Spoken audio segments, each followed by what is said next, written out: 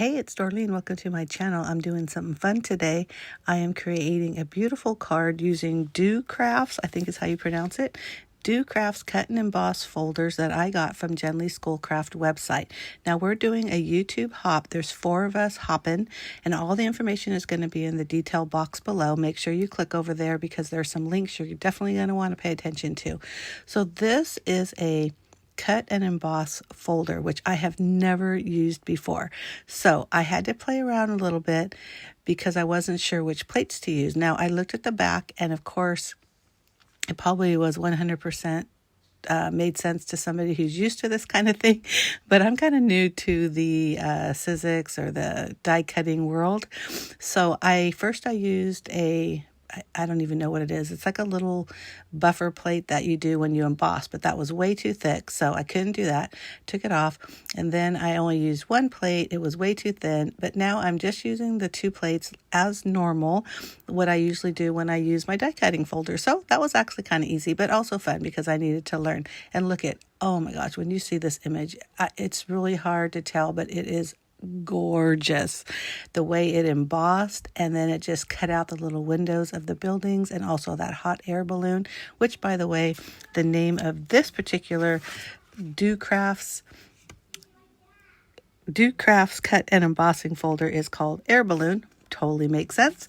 Now, I first looked at this and said, definitely doing a shaker card. I mean, of course, right? That's a pretty big image in the middle, and it's not a weird shape or a really hard shape to put some foam around. So that's what I was going to do. Now, originally, I was still debating, what do I do? Do I really color up this white image? Do I just leave it plain? I talked to my daughter, and she's kind of my crafting conscious. And she was kind of like, no, I like it. Just leave it white. Don't do too much to it. And what I did is a really colorful background. And you're going to see me go through some pattern papers that I have to try to decide what I'm going to do in the middle of that balloon.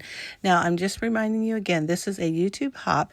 All the details are in the information box. Please make sure you check on it, not chick on it, or you could chick on it if you want. But anyhow, I have some information as far as how to get to Jenlee Schoolcraft Design's website, and that's a site where she sells affordable, budget-friendly, new and gently used products. Now, folks, if you are always saying, my goodness, I love that, but I'm spending too much money, this is the site you need to go to, because there's a huge assortment of items, crafting items that you need, from just your basic embellishments like brads, things like that, or something like this beautiful embossing and cutting folder, also just some regular die cut folders, et cetera, et cetera, et cetera.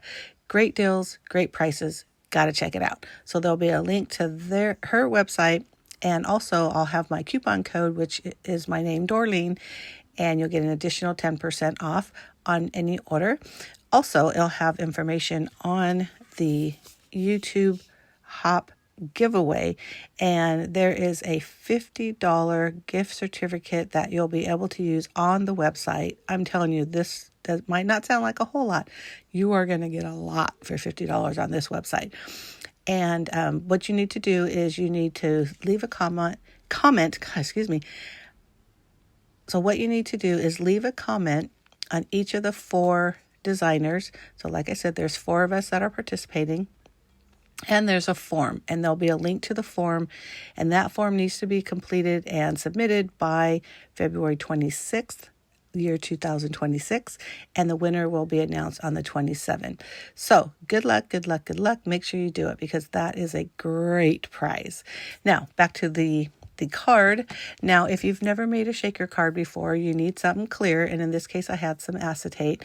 I cut it down to size. I also put a little bit of that embossing powder, this is my embossing buddy, on there because I'm going to use some glitter, and if you don't, there's a lot of static for some reason, and it'll basically just stick to the clear acetate, which if that's the look you're going for, that's fine, but it also becomes a way too cloudy, so you don't want it to be stuck to the plastic as much as just in there shaking around, if that makes sense. But you'll see it at the end. And I've done them a lot where I forget, and I always regret not putting that. Now, if you don't have an embossing buddy, that's fine. You could just use a little bit of powder.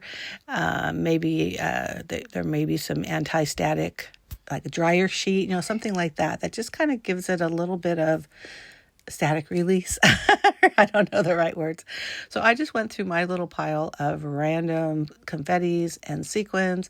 I tried not to get too colorful because I knew that background paper I was using was super colorful. So I did a lot of gold. Look at, there's some clear. I did use those little confetti stars, and those are just a variety of colors, but they're small and they're so cute. And then once I peeled off the backing of my foam adhesive, which you will need some foam adhesive, because that's what creates the like the bowl, if you want to call it that, of that you're going to put your confetti in. And then I always put a second piece of acetate on the back. And listen, folks, the reason why I do it is because I was having the hardest time centering my background paper or the shaker, because you have to do it upside down if you don't, because you can't turn it over because there's nothing blocking it, right? So at this point, I'm making like a little sandwich of the two clear acetate. I've also used transparency sheets. I actually had a bunch of acetate gifted to me, and so that's why I'm using them. And it is a lot thicker, so it is a lot nicer. But folks, get some transparency. Now, I went to yard sales and saw boxes of them for like next to nothing. And so I have 2 boxes of transparency sheets that are perfectly fine, because you don't really need the huge thickness, but it does kind of help. Anyhow, I also put foam adhesive on the bottom part of this card because I wanted it all to be level. But also, you notice I just put regular glue on the back of the paper because at that point I didn't need a second layer of foam adhesive. I hope that makes sense. But look at how, oh my God, this is so beautiful. And these photos do not do it justice. I'm telling you, it is gorgeous. I really hope that you can tell by even what you can see. And it was so fun and so easy to make. I mean, the cut and embossing folder did all the work. Now, like I said, I could have went through and maybe colored in some of the clouds or the sky or the buildings. And maybe the next time I use this, I will. But I just like the way it looks kind of plain there. And then that balloon, or the inside of the balloon, just pops. Now, the funny thing is I did use a cloud piece of paper, which in a sense, it was like the cloud should be the outside, not the inside.